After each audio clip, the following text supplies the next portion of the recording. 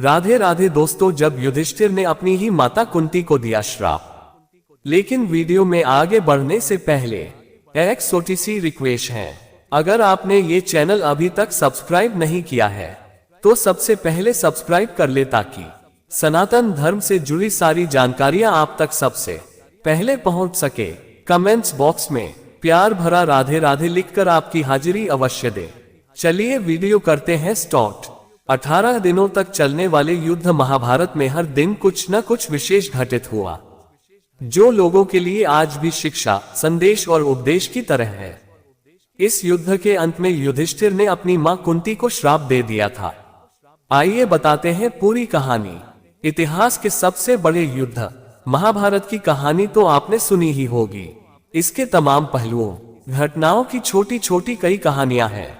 पांडव और कौरवों के बीच धर्म और अधर्म को लेकर चले इस युद्ध का परिणाम काफी भयानक था।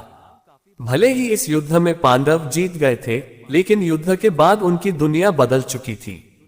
धर्मराज युधिष्ठिर और सर्वश्रेष्ठ धनुर्धर अर्जुन सहित कई योद्धाओं ने इस युद्ध में छल कपट का सहारा लिया। 18 दिनों तक चलने वाले युद्ध महाभारत में हर दिन कुछ न कुछ विशेष घटित हुआ, जो लोगों के लिए आज भी शिक्षा, संदेश और उपदेश की तरह है।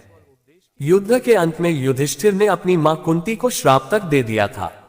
आइए बताते हैं पूरी कहानी। महाभारत के युद्ध के बाद सभी मृत परिजनों और रिश्तेदारों का तर्पण करने के बाद पांडव 1 महीने तक गंगा तट पर रहे।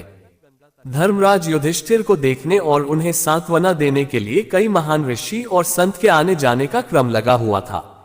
इसी बीच नारद ऋषि भी युधिष्ठिर के पास गए और युधिष्ठिर की मनस्थिति के बारे में पूछा। नारद ने युधिष्ठिर से प्रश्न करते हुए कहा कि हे युधिष्ठिर, अपनी भुजाओं के बल और भगवान कृष्ण की कृपा से आपने इस युद्ध में विजय प्राप्त कर ली। क्या पापी दुर्योधन को परास्त करने के बाद तुम प्रसन्न नहीं हो? मुझे आशा है कि शोक और विलाप आपको नहीं सता रहे हैं। जब युधिष्ठिर को पता चली सच्चाई, युधिष्ठिर ने उत्तर दिया कि वास्तव में मैंने कृष्ण की कृपा, ब्राह्मणों के आशीर्वाद और भीम और अर्जुन की शक्ति के आधार पर इस युद्ध को जीत लिया है। फिर भी एक गहरा दुख है जो आज भी मेरे दिल में बैठा है। मुझे लगता है कि मेरे अपने लोभ के कारण ही इतना बड़ी संख्या में स्वजनों का वध हुआ है।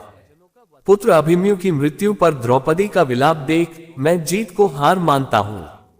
युधिष्ठिर ने कहा, इन सभी योद्धाओं के वध के बाद मुझे पता चला कि कर्ण मेरा भाई था।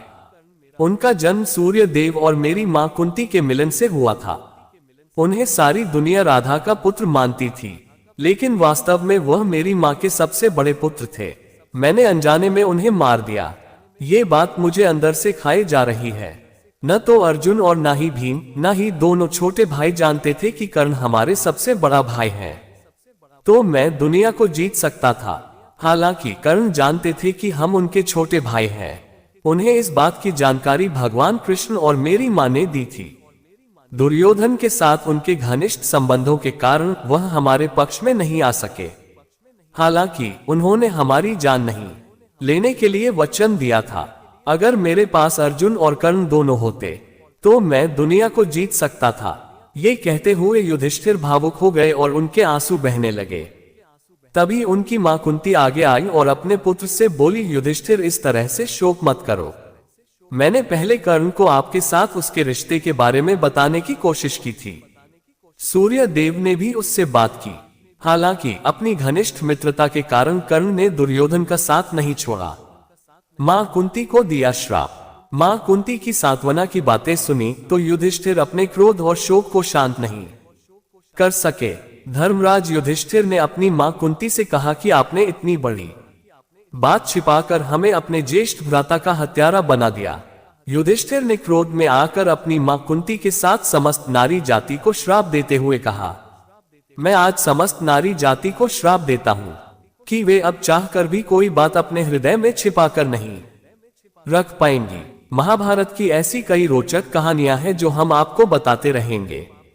हमसे जुड़े रहने के लिए हमारे चैनल को सब्सक्राइब कीजिए। आपका बहुत बहुत धन्यवाद।